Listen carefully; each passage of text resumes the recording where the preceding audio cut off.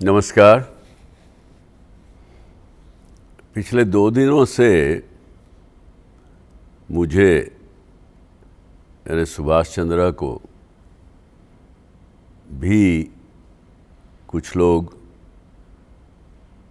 इस देश के ऐसे लोगों से जोड़ के देख रहे हैं या दिखा रहे हैं जिन्होंने अपने देश के फाइनेंशियल सिस्टम को किसी न किसी प्रकार से निचोड़ा है, किसी न किसी प्रकार से उनके पैसे लेकर के स्वयं के लिए महल, जहाज़ सब कुछ खरीदे हैं। लेकिन मुझे पता है और मुझे विश्वास है जो प्यार, जो शुभेच्छा आप सब लोगों ने मुझे दी हैं, उसके कारण से हमारे ग्रुप ने जो मुसीबत हम पर 24 जनवरी 2019 को आई, एसेट और लायबिलिटी मिसमैच होने के कारण, और उस दिन मैंने अपने मन से मेरे लोगों के कहने के बावजूद भी मैंने एक ओपन लेटर सब आप लोगों को लिखा, देश के सिस्टम को लिखा, बैंकिंग सिस्टम को भी लिखा, और उसमें कहा मैंने कि मैंने कुछ गलतियां की हैं।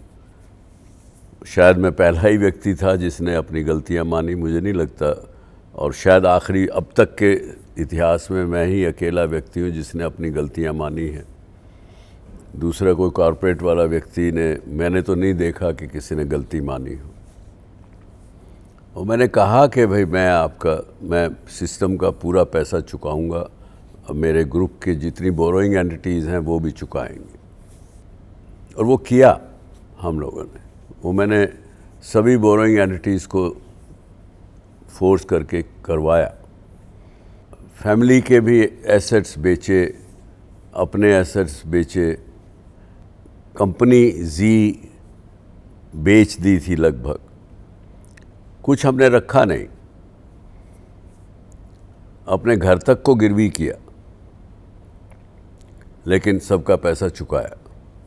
बहुत से लोगों को ये अच्छा नहीं लग रहा, क्योंकि एक उदाहरण बन जाएगा कि एसएल ग्रुप ने, सुभाष चंद्रा और उसकी फैमिली ने सब कुछ सबका चुकाया, अपना बेच के भी चुकाया। उन लोगों को अच्छा नहीं लग रहा जिन्होंने नहीं चुकाया। तो तब से ही ये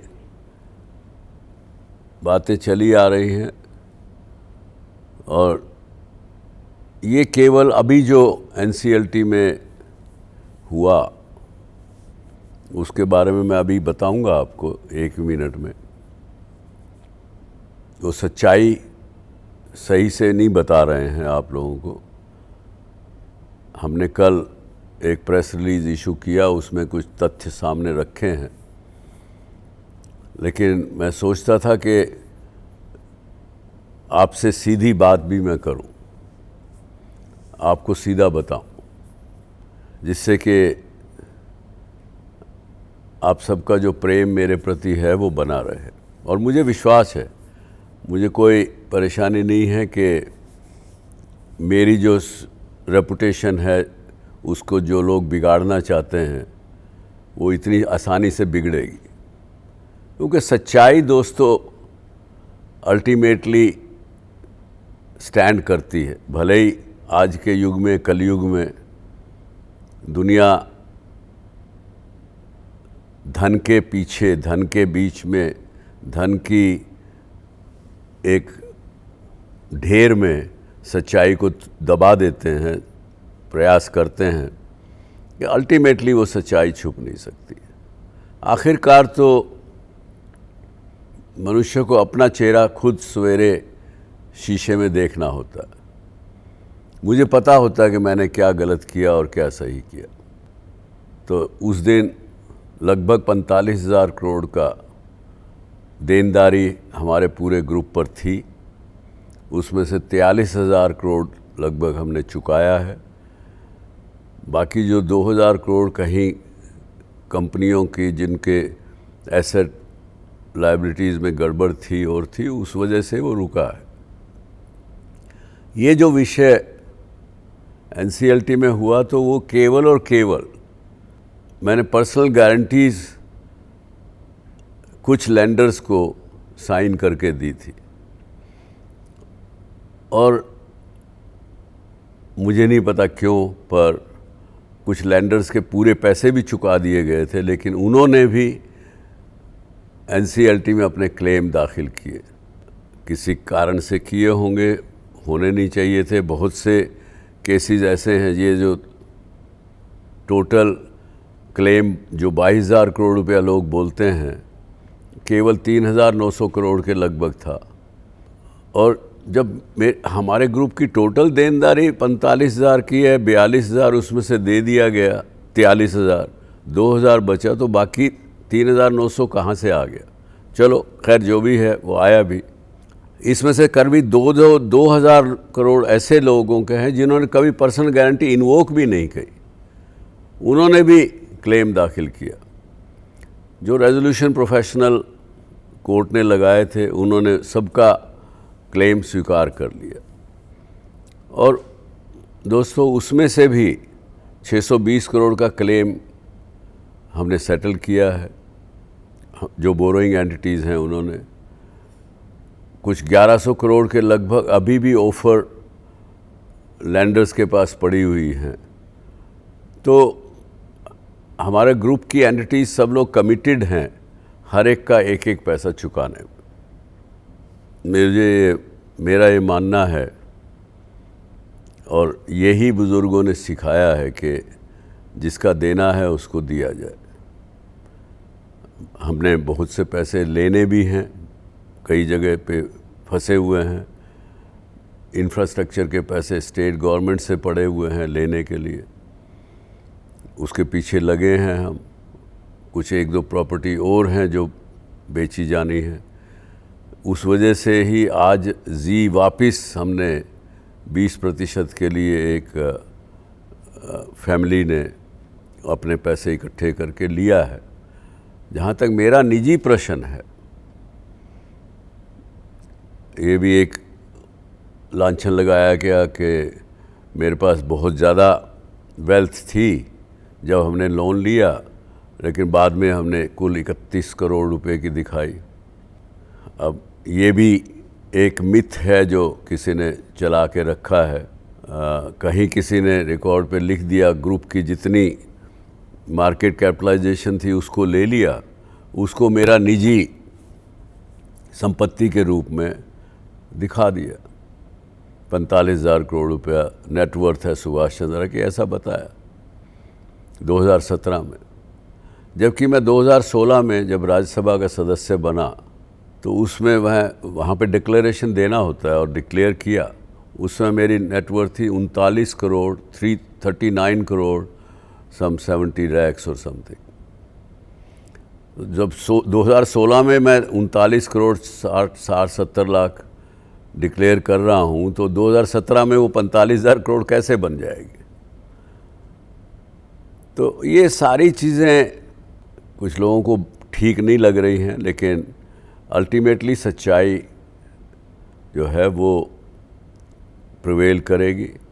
मैं बल्कि आपके माध्यम से बैंकिंग सिस्टम को, आज इस देश की फाइनेंस मिनिस्टर को और बैंकिंग सेक्रेटरी इत्यादि को भी ये कहना चाहूँगा कि आप किसी इंडिपेंडेंट ऑडिटर को लगाइए।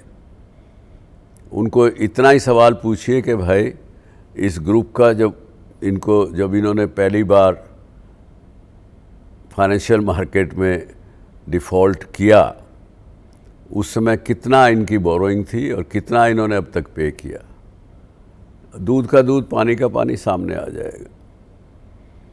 आज मैं आपसे ठीक हंस के साधारण रूप से बात कर रहा हूँ, एक ऐसे व्यक्ति की तरह से बात नहीं कर रहा जिसका सब कुछ चला गया हो। जो आखिरी 6.5 करोड़ रुपया बचा है मेरे पास, वो भी अब इस प्लान के अनुसार पे करना पड़ेगा। एक मेरा छोटा रेजिडेंशियल मकान है, उसको मैंने पार्टली भाड़े पे दिया, उसकी इनकम से मैं अपना खर्चा चला रहा हूँ। मुझे कोई अफसोस नहीं है दोस्तों, और फिर कमाऊँगा, पायनियर हूँ, अच्छे काम नए काम करना जानता हूँ, आगे भी करूँगा। अभी तो फ़िलहाल तो एक मैंने स्विट्ज़रलैंड में मेरे मित्र हैं जो इन्वेस्टमेंट का काम करते हैं, उनके यहाँ सर्विस करने का मैंने एक प्लान किया है। डिटेल में दूंगा आपको आने वाले 1-2 हफ्ते में। उनकी इन्वेस्टमेंट भारत में और कहीं पे भी कुछ भी होगी तो वो देखूंगा, जिससे कि अपने आप को दोबारा इस्टेब्लिश कर सकूं।